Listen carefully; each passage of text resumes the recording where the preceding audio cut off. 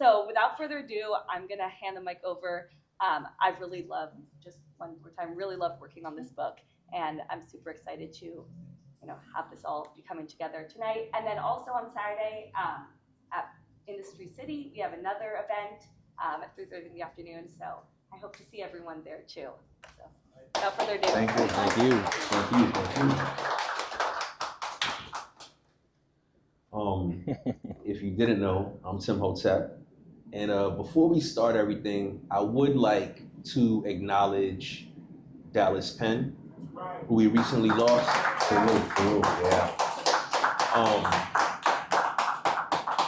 Dallas is the way I ended up here today. I saw the event. I was gonna go anyway. He hit me on text like, "Yo, you know what's going on. I'm in the hospital. I'm not feeling well." And I think you could carry this conversation in a way that would be doing justice to the man and the subject itself. Dallas, I just want to give some words on him real quick before we hop into it. Definitely. Because like yourself, Dallas to me is a prototype, right? Like, I'm younger than Dallas, but he's one of those people who I saw from afar and whose influence, like your own influence, informed my generation of people. Like, I went to Brooklyn Tech. I'm from East New York, Brooklyn. I lived in Flatbush. I lived in Queens a little bit. I'm a low head, not a low life. You know what I'm saying? We ran from these apps. but I will say, like, Dallas and like I said, like yourself, you guys are prototypical in that you showed us not only how to get fly, but that you showed us what fly was. Fly was not just the visual aspect of it, but it was like what you knew up here and what you could do with your hands, all that stuff. Right. So with that, I say Ashe, rest in peace, Dallas Penn. And just clap it up for Dallas Penn. Yeah. Dallas Penn, we got DP in the building. Internets! What's good, Internets? What's good? What's good, brother? I want to ask you a question, man, because you're a vet in this. Give me 5 words that come to your mind when you think of the low-life community. I think the community, 1, fresh to death.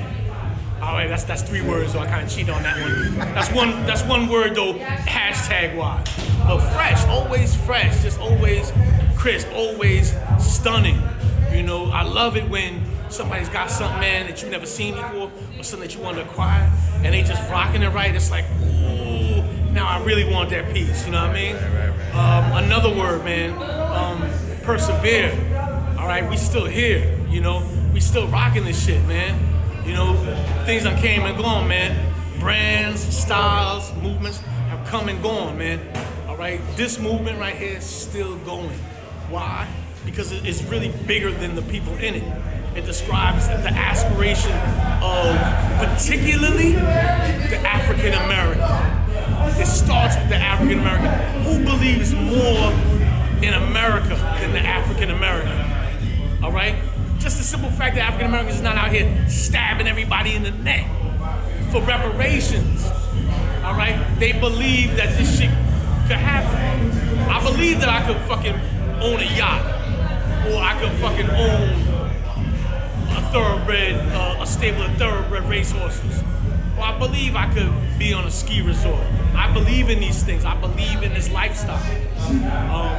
Another word that comes to my mind, man, when I think of the low-hit community, man, fucking stingy, man. Like, yo, where you get that shit from, my nigga? Yo, let me know your spot, man. Don't be like that. Oh, you got this shit overseas. Oh, nigga lying. He ain't trying to tell me his spot.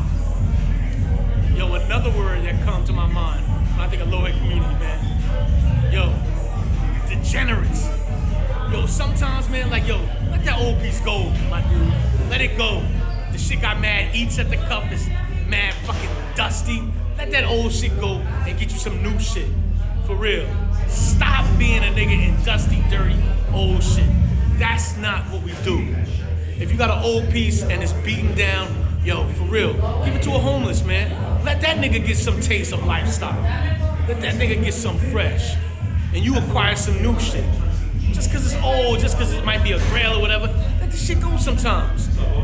And another last word, or phrase I think of when it comes to the low head community, been there, rock that. All right? That's a podcast, man, that basically deals with the lifestyle and deals with the community. Been there, rock that. Ain't nothing new to us. Like, we've been doing this shit. Some cats been doing this shit for more than 30 motherfucking years. All right? Old niggas now. All right? Shout to all old niggas still doing it. Shout to old sisters. You know what I mean? Old heads, period. And shout to these young cats coming up and trying to do it. Especially shout to these young cats. All right? We need y'all young cats. Because if this shit just stays with old heads, it's gonna die. If some shit just stay with old people die. We need young people. So young heads, man, don't listen to these old heads sucking their teeth and complaining. Get in where you fit in, cop some pieces, do it. I need y'all. I need to see y'all out here, all right? And that's how I feel about the community, you know what I mean? Spread love, community. Spread love with motherfuckers. That's the great Dallas Penn right there, people. It's a Nats! Yeah, just to add on, you know, as far as Dallas Penn, we definitely lost a gem in the culture. Dallas Penn was somebody that was, he was real supportive of the low-life movement from day one. He really, like I said, supported everything that we did. He was very impactful in the culture. He was active, he was visible, and you know, he was a genius as far as, you know, the culture in itself, all of his art that he did from a fashion perspective, you know, and just being a man of vision, you know, a man of intelligence, a man of dignity, and like I said, we lost a you know, a real big gem in the culture, and he's gonna be missed, man. Great, For real. you know? For real. All cultures. Don't stop. It don't stop. It Yeah. never stops. It never stops. Yeah, never stop. Yeah. I want to talk about this book specifically, and you know, this is not the first time that you're an author, Yeah. right? This is the second book, right? Mm-hmm. I mean, huge accomplishment just putting out a book, period, right? But to have your second book is another huge accomplishment. Tell me why you felt like you needed to extend the story of the lowlifes and your own story into a second tome. Yeah, so the first book came out in 2016, and it was pretty much like a general overview of lowlifes, what we stood for, what we created, and where we pretty much started at and where we expanded the culture to. So I pretty much wanted to give like an overview of all the significant members that was a part of, you know, the crew growing up, and just to show people where we was at that particular time. And with the second book, it goes deeper into my story as far as, you know, like my upbringing, my family life, you know, how I was able to pretty much connect St. John's and Marcus Garvey Village, which is like the two original Boost and Polo crews out of Brooklyn, New York. And also like just talk about how hip hop impacted me. You know, I had an uncle by the name of Dr. Tango out of Brownsville, Brooklyn. He was real instrumental in having me see what hip hop was about, even from the lyrics, the breakdancing, the graph, especially the fashion element. And just wanted to show people my growth, you know? As a father, as a college graduate, as a person who started from negative and turned everything around to positive, you know? And just, you know, pretty much inspiring people behind me and inspiring the youth to let them know that it's not where you started, it's where you end, you know? Yeah. That's a bar right there. That's a bar right there. I mean, I think maybe we should start not at the beginning, but at the end. And I say this because I'm in the cab over here, and we pass by Marcy Projects, and of course some cat pops out, and he's wearing a low beard sweater, and I'm like, damn, I'm literally going to talk to basically one of the people responsible for what became a global movement, right? Yeah. So now as you walk the streets today, travel the world today, and see the impact of what you and your friends did in the late 80s, right? How does that feel, and what does that make you think? Yeah, man, it's a great feeling to know that we all started out as teenagers, right? Just being a part of street life, just being out there, being active, and not knowing that we was even going to be making history. We was just out there surviving, living from day to day, and doing all the things we were doing, whether it was crime, hip hop, being around family, being fly, fresh, trying to talk to all the girls, cutting school, leaving school early to go on boosting sprees, all that type of stuff. It was all about survival. So just to see how we were able to make the transition from bad to good, and just seeing, how the people respond to that, A lot of people champion that, from our era, a lot of people didn't make it, Yeah. A lot of people didn't survive, from the golden era. So to be here in 2024 and to be able to tell this story, it's a phenomenal feeling, Yeah. The word survive and survival, came up a couple times and you speaking right now. Yeah. And it makes me think about your early days, right? What did survival mean to you? Because, low as a fashion statement, it kind of spoke to being a survivor. It kind of meant like, if you're wearing this, right, that like, yo, I invite whatever you want, whatever you want to do, we can do it. I'm a survivor, right? Also, I'm a person who might take it upon myself to go get this for myself, right? Tell me about what survival meant to you as a young person, because I think while a lot of people might be into the fashion worldwide, they may not know the danger associated with the fashion. They may not know the roots of the socioeconomic status that people had, right? They don't know this came from like the projects. They don't know that a lot of people don't know that this is a style born from people who grew up in poverty and working class, right? That's right, yeah. So talk about survival from that perspective. What was survival to you back then? Well, for me, it all started, I was fortunate enough to come up to be raised with both of my parents, my mother and father, right? And not too many people had that in their households, right? So my mother and father had great impacts on me, just showing me how love is a real thing, togetherness, being one, being unified, and just being responsible for, your kids, your family members, and just making sure everybody was able to be okay and survive, right? So I got attracted to the streets because of survival, because I wanted the quick money. I wanted the fast money, and survival to me pretty much is just being in the trenches, being able to sort of like escape a lot of the madness, but also have an opportunity to provide for yourself, whether it was, money, having all of the fly fashion brands in your collection, like avoiding gun violence, avoiding, the penitentiary as far as being incarcerated, for months, days, and years. So like, and just pretty much getting by, man, getting over and sustaining yourself and being a part of, a set like the Low Life, and having my freedom, because I was like one of the fortunate ones, whereas I didn't really spend too much time in jail. I was the type that, I got caught here and there, but I sort of learned quick. And life taught me that you gotta have a vision and you gotta have goals and dreams that you wanna see come to life, come to reality. So I was able to pretty much avoid a lot of the mishaps and missteps in life, and that's a lot, due to my wife. Meeting my wife at age 15, when the Low Life crew was pretty much in its prime, when it was all about, money, hoes, and clothes, and just being in the streets, creating this reputation for yourself, and just doing anything you had to do to survive, I was fortunate enough to meet somebody that sort of showed me the other side of life and all the possibilities if I just focus myself and stay true to who I really was. And that's Rack-Lo, Yeah, man. You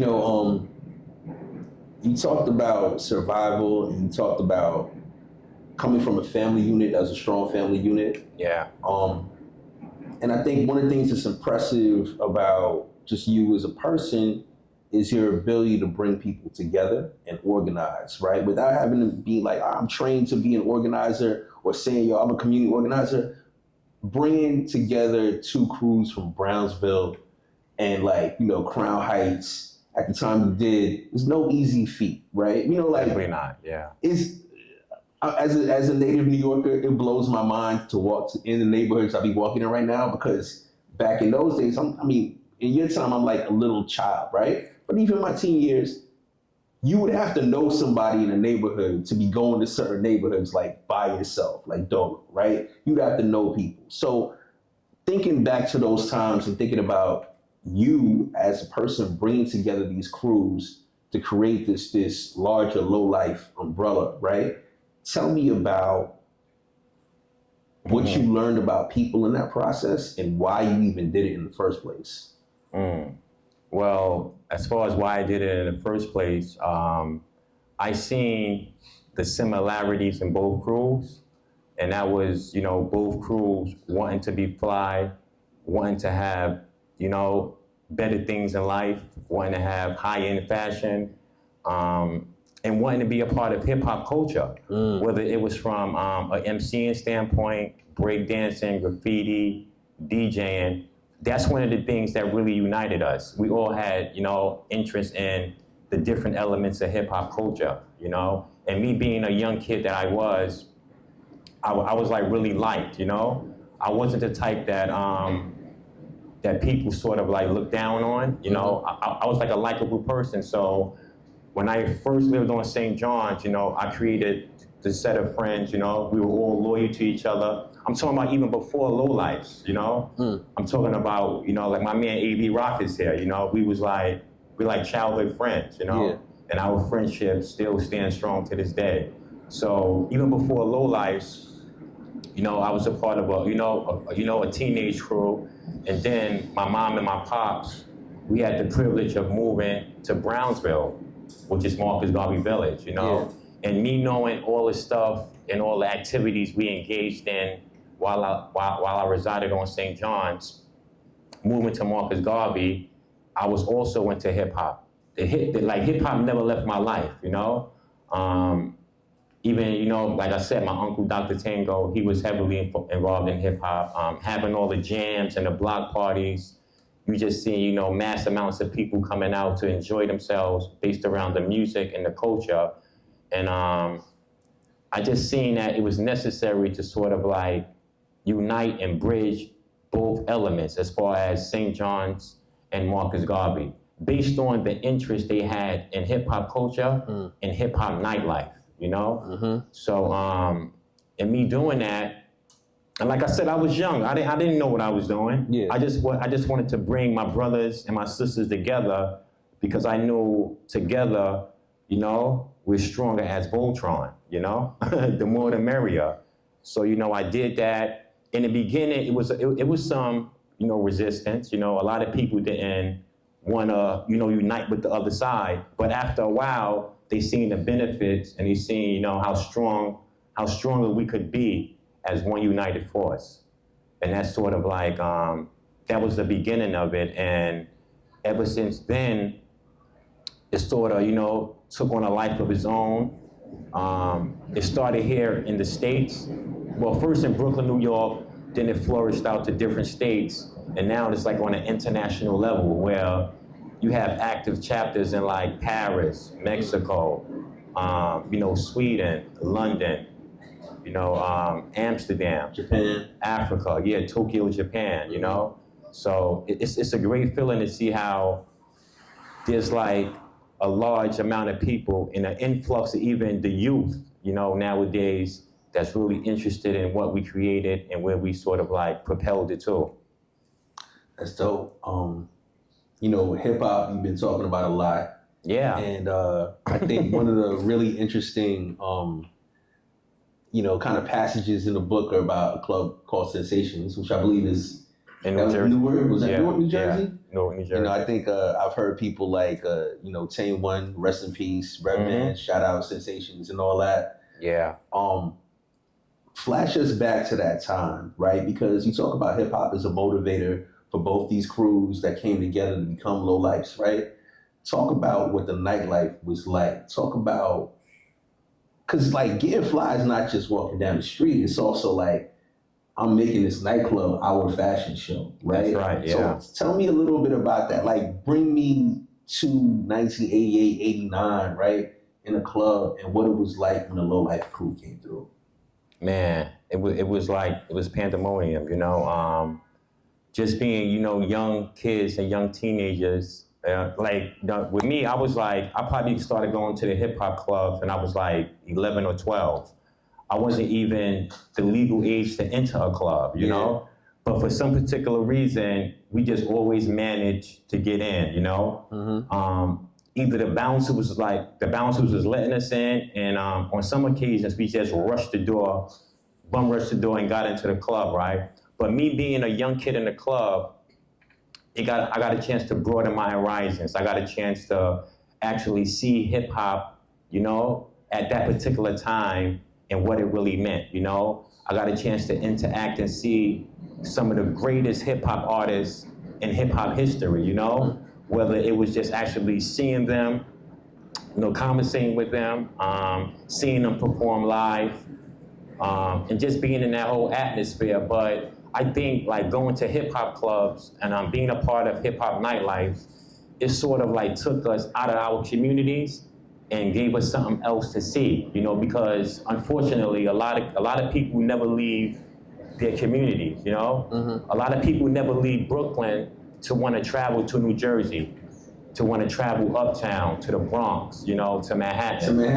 Right. So to be able to do that, it was a great feeling. And like I said, it just made us more inquisitive. It gave us more knowledge, more understanding, and more awareness. And it helped us solidify our lifestyle and our culture.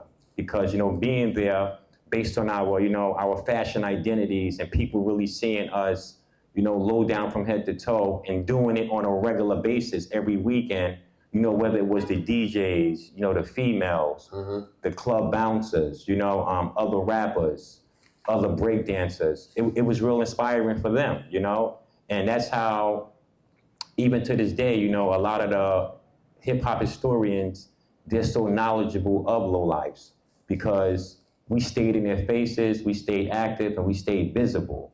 You know, even when it came to dancing on the dance floor, you know, we would mob up on the dance floor and shout out lowlifes. We made them know that we was in the building and we was representing Hard Body. And, you know, it just stood the test of time, man. But, you know, hip hop in the 80s, for me, it was like an outlet, you know, an outlet to educate myself, you know, to understand politics, to understand the community at large, you know, all the stuff that was taking place, you know, within the community, things that were like affecting people, even from like a cultural standpoint, you know, just seeing, you know, people from different ethnicities and how they were being treated, you know, differently when it came to like, you know, the government and politics and all that. So it pretty much just opened up my mind, and I just knew that it was something that I wanted to be a part of.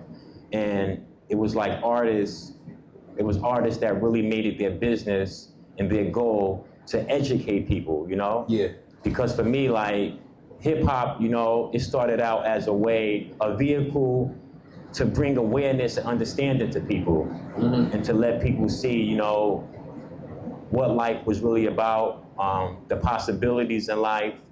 And if you really buckle down, you can really, you know, manifest something, you know, if you really buckle down and have a strong focus. Damn, you know, like another thing that's extremely hip hop to me, and I think it's kind of like a through line between like, you know, the larger culture and like what you've done with Low in specific is like recontextualization, taking something out of one context and then making it your own, flipping. Right. You know, whether that be like a sample from a record or whether that be like some clothes that Ralph Lifshitz made for like upper crust, you know what I'm saying? Like, you know, white bread, middle America type shit, people who ski type shit. You tell me what was it about Low that appealed to you? And also, what was the first piece that you had? Because I think there's a seed of an idea in that. You know what I'm saying? So tell me a little bit about that. Yeah, well, from the fashion standpoint, like, it really didn't start with Low, you know? As Low Lives, we were just like fashion enthusiasts, you know? We enjoy wearing all types of brands. Benetton, Sergio Tacchino, Coca-Cola, you know, Louis, Guess, Lacoste, Nautica. You know, we sort of like collected all of those different brands in our wardrobes, right? But it was just something in particular about Polo and what it stood for. One of the things that really attracted us was the loud colors, like the way Ralph pretty much put the colors together, and it sort of like made us stand out. It made us be original in our neighborhoods, you know? Like when a person seen a Low Life and he had his wares put together and coordinated the right way, they automatically knew he was a Low Life, right? Definitely. And then, you know, being able to, like you said, you know, bring something back to our neighborhoods that really wasn't meant for us. It was meant for, like, you know, rich kids, you know, the college kids, the kids that, you know, had, you know, the opportunities to probably go to different universities, trust fund kids, So we sort of like, we brought the lifestyle to the corner of St. John's, to the corner of, you know, Bristol and Chester, you know? You know, being a kid out there, like, I never had a chance to go skiing. As a youngster, I never went on vacation, you know, I never did all those outdoors affairs, like hunting and all that. So we would actually, you know, go to these expensive stores and we would bring those type of looks and styles right back to the hood, right back to the ghetto. You know, like on the corner of St. John's or in Marcus Garvey Village, there's no yachts around, you know? So we were able to like bring all those different looks right to the hood, and it impacted people so greatly that we inspired them to want to do the same thing, you know? And I think that's something that Ralph Lauren really noticed, and how passionate and how committed we were to the brand, and how we sort of like influence other people to get involved, you know? Because even to this day, man, you have kids, babies that's born into the lifestyle. You know, like kids are born and they're pretty much rocking Low, and they take it from a baby up to the teens to young adulthood, you know, until adulthood fully. So, you know, that sort of thing, Most definitely. You know, like they got that Tribe Called Quest album, Midnight Marauders, and they're like, yo, we loot for ears, right? You know what I'm saying? And I think, like, you know, I always thought of Low Lives as kind of like looting for the culture in a lot of ways. One thing I think is really interesting about this book is that you get into like detailed explanations of all the shit you got into when you was young. Right? It's like a little mini boosting Bible here, right? Let's talk a little bit about boosting, like conceptually, right? Because one of the things me and Dallas were going back and forth about was like, yo, man, like boosting is very, very American, my dude. Like this is a colonized people's response to having shit stolen from them and things taken from them, advantage, opportunities, and all that. And this is just them striking back at it the way they want to and the way they can, you know? Talk to me about the boosting days. Obviously, if you have a copy of the book, you're about to get the book, there's a lot in there. But talk to me about boosting, and talk to me about the gray market. Because I know people who would never buy Low in the store, ever. But they will buy it on somebody who was a scrambler who got that shit. You know what I'm saying? So talk a little bit about that. Yeah. So boosting, man, it was something that was it was prevalent in our neighborhoods, you know?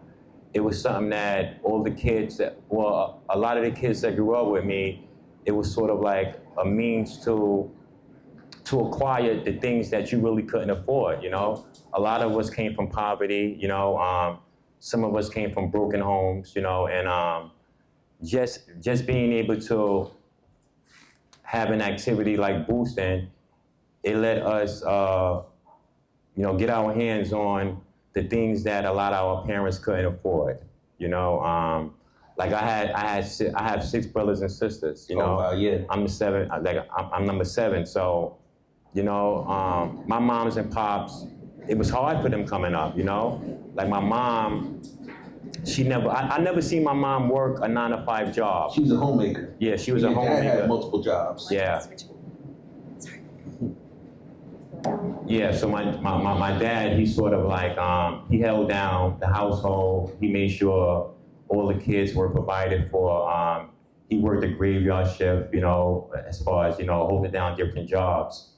And even though all of that was taking place, you know, I still found in myself, boosting allowed me to be independent, you know, where I didn't really have to rely too much on my moms and pops because they had, you know, bigger responsibilities. You know, they had to provide for 6 other kids.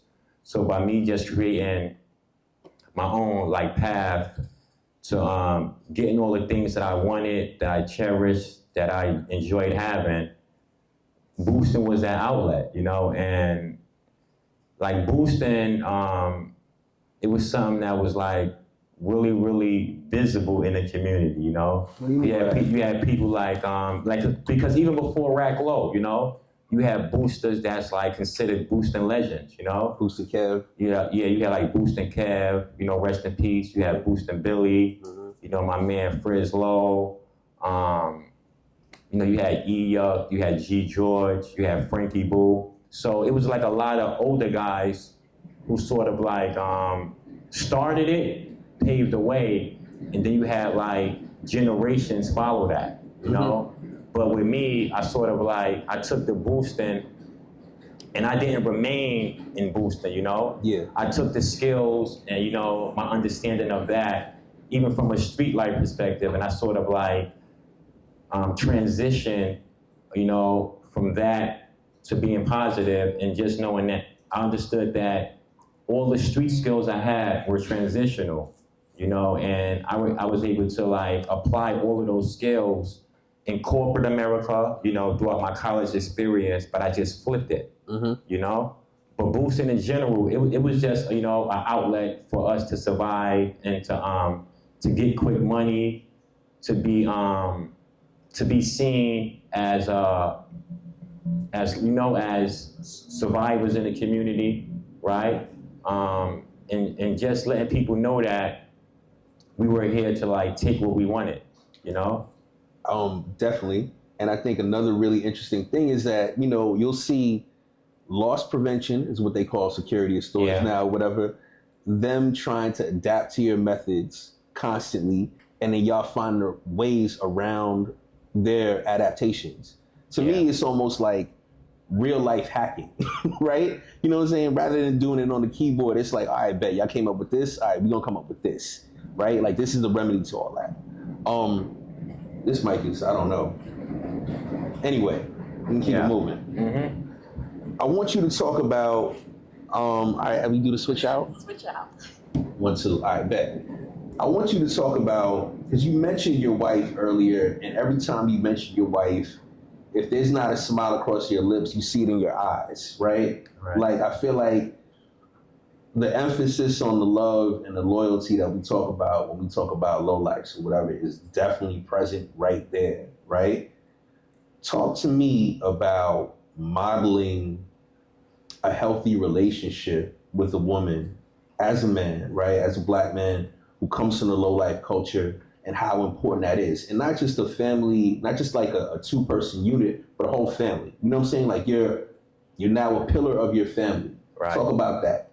Yeah. So actually, me and my wife, we met in a time frame. We met actually because a riot erupted in Crown Heights, Brooklyn. You know, so we connected because of balance. You know, and her being like a motivational speaker for the youth program that I was a part of at that particular time.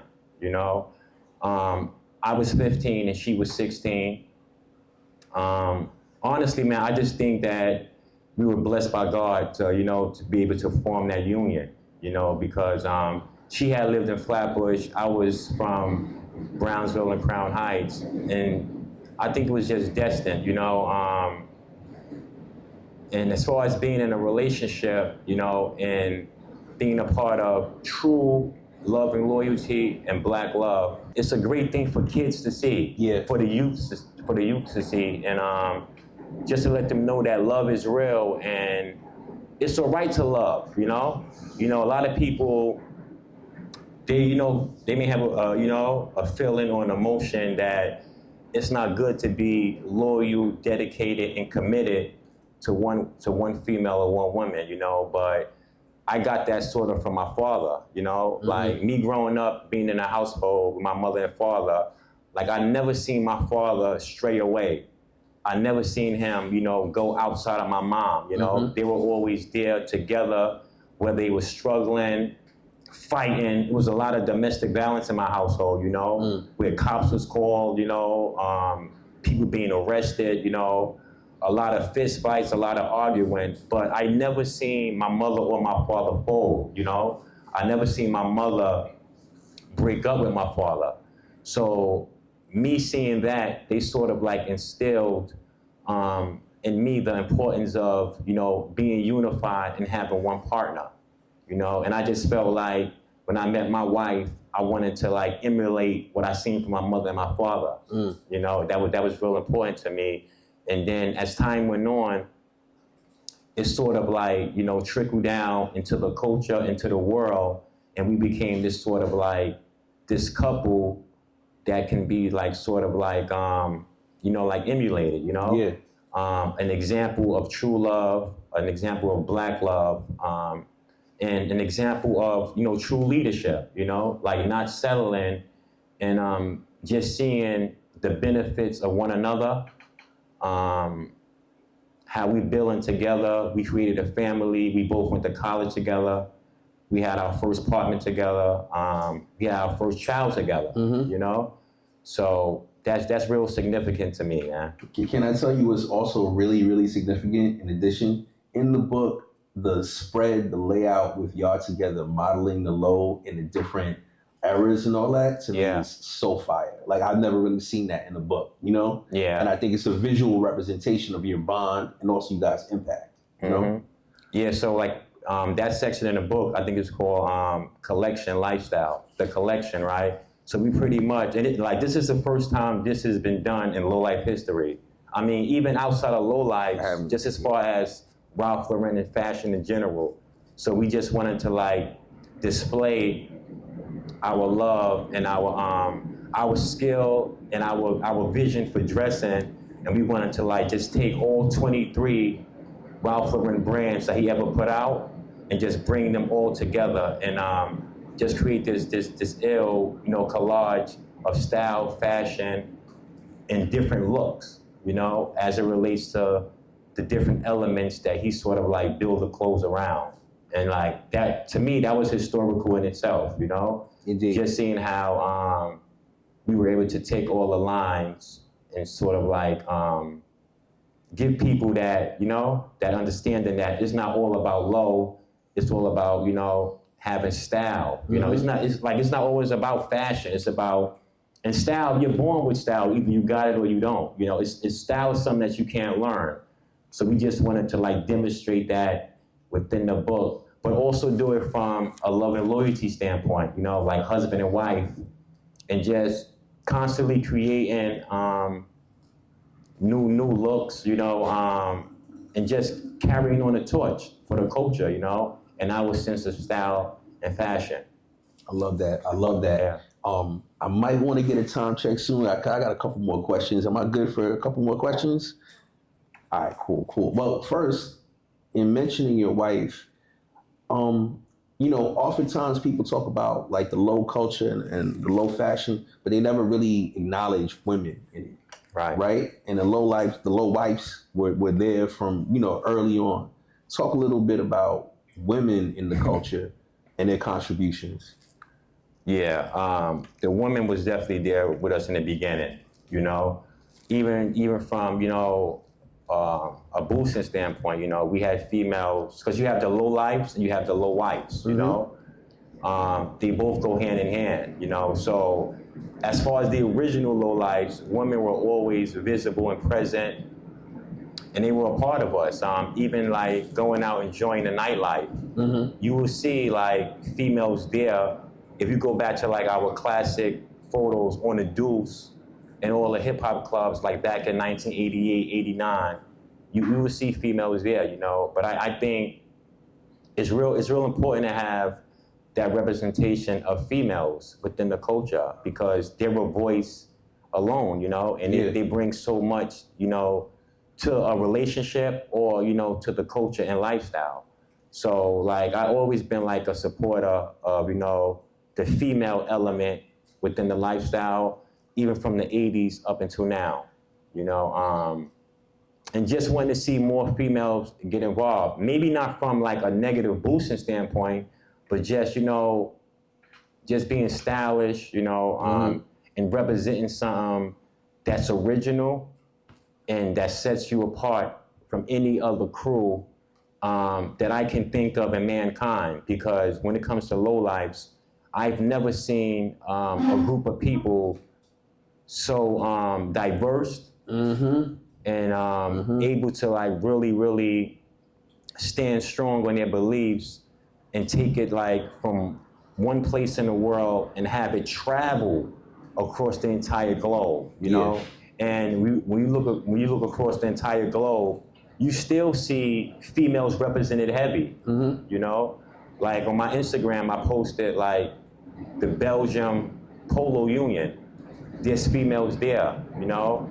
Me and my boy AV Rock, we had a chance to go to Paris in January.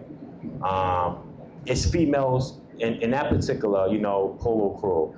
Then, you know, out in London, you have females represented. So females are gonna always be, you know, relative and present in this lifestyle and culture. And part of it, yeah, that's right, for sure. that's right.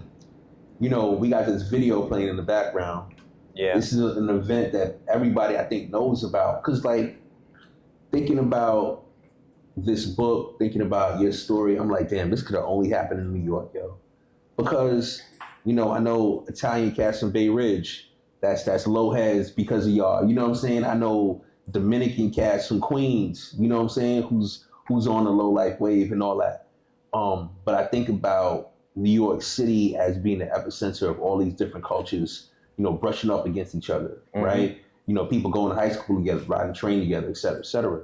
And when you think about New York City, you got to think about the Deuce. You got to think about 42nd Street, right, as a main artery. Talk about Low Goose on the Deuce, right? Because I think it's another manifestation of your organizing ability. Yeah. So talk about where it started and why it's important. Well, like as far as like gathering on the Deuce and coming together as like a fashion conglomerate, you know, like on Times Square, it was something that started like, you know, in the 80s, you know, like if you know the history of like 42nd Street and the Deuce, that's the place where people from around, you know, New York City and the tri-state area, that's a place they gravitated towards as far as, you know, being fresh, being fly. Easter Sunday, you wanted to go to the Deuce to watch all the ill movies. You had all the kung fu flicks, you know, on the Deuce. So that was just like a place for people to be, you know, whether you was from Brooklyn, Bronx, Queens, Staten Island, or Manhattan, right? But when it came to, you know, lowlifes, we sort of like took it a step further, you know. The Deuce became like our stomping grounds. It was a place that we needed to be at every weekend, you know, whether it was Friday, Saturday, and even sometimes on Thursday nights. And when we went to the Deuce, of course, you know, we did a lot of things that, you know, we weren't proud of, you know, like as far as like the crime element, but we also got a chance to show off our styles, you know, our understanding of fashion, you know, and it was a lot of hip hop taking place on the Deuce as well. Like, you know, going to the Deuce, you would pretty much see all these photographers, you know, lined up, and they had all these ill backdrops, you know, that represented hip hop culture. And we would pretty much, you know, gather in front of these backdrops and believe it or not, we hardly paid for any of the photos. You know, like the photographers, they were so like impressed and they really admired, you know, our abilities to do it on a constant basis, and our interest in just wanting to be there, to be live in the flesh. That they pretty much they gave us a lot of our photos, and you'll see a lot of the photos, you know, pictured here in the book. But Low Goose on the Deuce, so I sort of like reignited the flame in 2010, you know? I seen the culture was growing, and I just wanted to bridge the gap from the original lowlifes and original polo heads and sort of like connect them to the new millennium, you know, people that was representing, right? And one thing about Low Goose on the Deuce, it's an event that's real diverse. You see people from all ethnicities. You see people from all age brackets coming to the Deuce. You know, I would say like it's one of the biggest events, or if not the biggest event, besides the Low Life Barbecue that me and my wife established in 2006. It's the most sought after event that people want to be a part of. You have people, you know, flying in from different states around America. You got people flying in, you know, internationally, you know, and it's all inclusive. You know, at this particular event, I sort of like established like the fashion and style competitions, you know, and I remember, if I'm correct, I think like in 2016, 17, we had this brother from Tokyo, Japan. He flew out, and, you know, he wanted to be a part of, you know, the polo battle. You know, he came to New York City. Well, first I had went to Japan, right? And he was like, yo, Rack, I'm flying to New York to bring home that trophy. You know, and he made it his business to do that. But not just in Japan, you know, people from all over the world, they want to be a part of that particular event. And I'm just so happy that I was able to establish it and create another outlet for people to be a part of, so we can like continuously make history, you know, and just continue to push the envelope forward, man. I love it. Yeah. Ladies and gentlemen, Rack-Lo.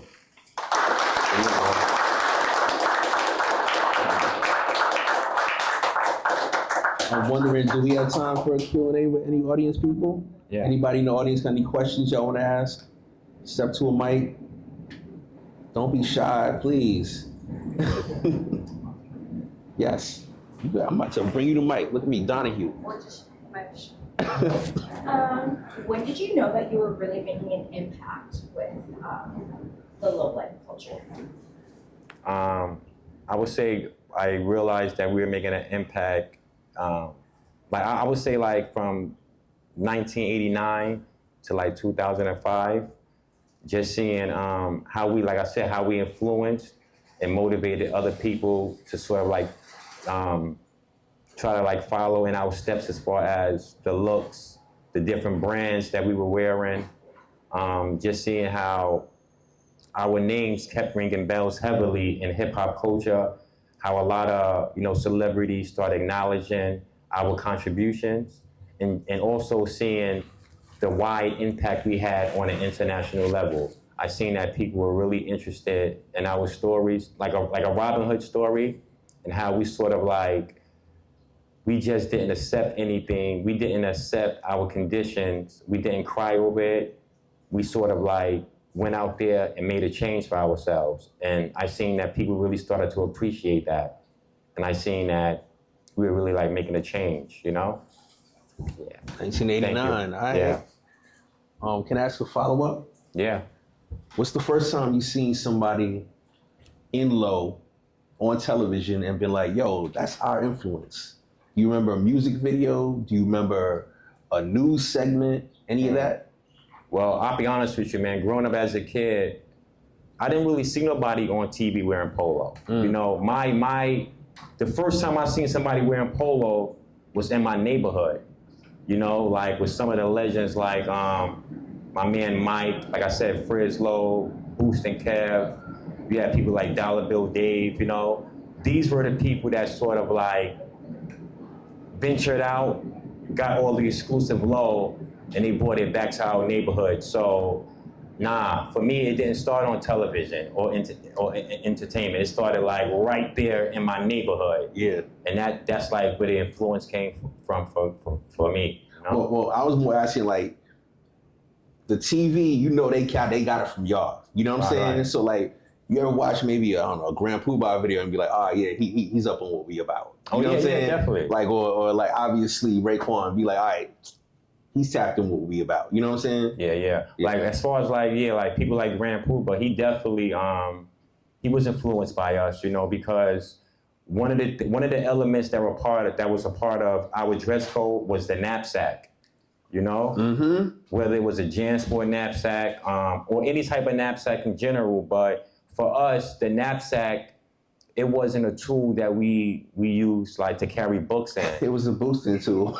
Yeah, you sort of like create like this. It became like a boosting tool, and just to see people like Grand Poobah, you know, being in the video, you know, I think with Mary J. Blige. Yep. Yeah, so I seen the influence from that standpoint, you know, and then my boy Francois, you know, the Ziggy Crew in 1992. They came hard body and they made like historical moments with the 1992 stadium line, right? And then you just see, you know, all these different rappers started taking on the dress code, you know? Yeah, and then eventually, you know, Ralph Lauren, you know, took heed and he made Tyson Beckford like his first, you know, black model, you know? Yep. So you just started seeing all these things taking place in society. But I think when it comes to low, I don't think nobody represents it like the Low Life crew. Aight. You know? Yeah. Like the creators of that, you know, as far as like really putting it out there in mainstream America and showing people that it was something that was real and that we really take pride in what we were doing. That's what's up. All right. Any more questions in the crowd? Peace, everybody. What's going on, Rack? Feeling good. What up? Tonight. Peace, yo. Question for you, Rack. As this your second endeavor into the publishing world, what advice would you give a fellow creative that's been working on his children's book way far too long? I would say, as you know how the young kids say, I'm outside. Yeah. I would say stay inside, capitalize on, you know, your skill, your talent, and just remain focused, you know. Focused enough where you can actually create something, start something and see it to the end, you know. So you can actually create a product and have something that you can actually, you know, leave as part of your legacy, you know. Just stay motivated, stay educating yourself, and just surround yourself with people that think how you think, you know, because you have a lot of people that may try to pull you away from your dreams and your goals in life, but sometimes you just gotta fight off that negative energy and just tap within yourself, tap into your true talents, and just make it happen, man, you know, and also stay resourceful and just understand that learning never stops, you know. It's an ongoing thing, and just pride yourself on, you know, being like the best you can be, and you're taking pride in your talent and your art, and just knowing that at some point it's gonna have a tremendous impact on others, whether it's directly in your community or on a global scale. Yeah. All right. That's what's up. Thanks, Yeah. man. You're welcome. Peace. Good to see you, Tim. Good job. Rap, congratulations. Thank you, bro. Yeah. Quick question for you. What, in your opinion, does a low-life movement look like 2025 and beyond? 2025 and beyond. I see us, you know, still grinding, still shining, but taking things to a greater level as far as corporate America and being business-minded. You know, for us, you know, it started out as, you know, clothes and fashion and all that, but now it's about like really tapping into corporate and having them invest back into us but not only invest back into us, but just seeing that we're talented people. We have a lot to contribute, whether it's, whether it's media, touring, performing live, becoming authors, being photographers, being people that pretty much control, different platforms when it comes to like social media. And we're just overall creatives, so it's about, whether it's doing fashion shows, modeling, running different businesses, them seeing that, we're about that life, and then that we're willing to collaborate and grow and continuously, be a part of something that we created, and also inviting other people in, no matter, where you're from, what ethnicity, things of that nature. But I see the low life movement constantly growing. We have documentaries on the way. We have movies on the way, more books. We have people, like I said, operating and running their own businesses. There's a lot of, artists that's a part of the movement. And yeah, it's all about just expansion from here on. We recently did a collaboration with Willie Esco, where we released our own sneaker line, We got 3 pair of kicks coming. The first pair was debuted at Lil Goose on the Deuce, here in January. It was myself, my boy Pranslow, AV Rock, Brickface. So yeah, man, just constantly growing. We have a clothing line coming out, at some point. Right now, I'm in contact with the head of marketing with the Ralph Lauren Corporation. And they're pretty much telling me, Rack, be patient. We got something in the works for you. You and the culture. So yeah, just constantly growing, and building. And hopefully everything that we did as teenagers and young adults, we're gonna see, the fruits of our labor. Yeah.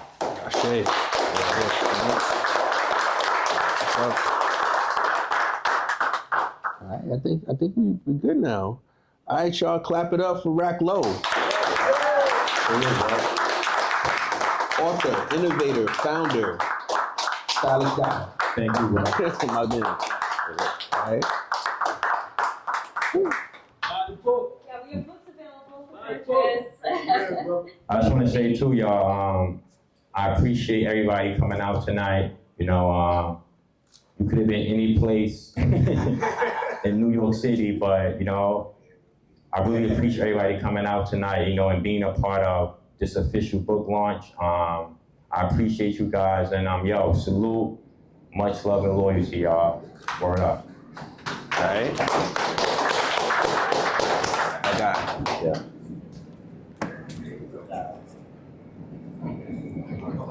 I know, smooth.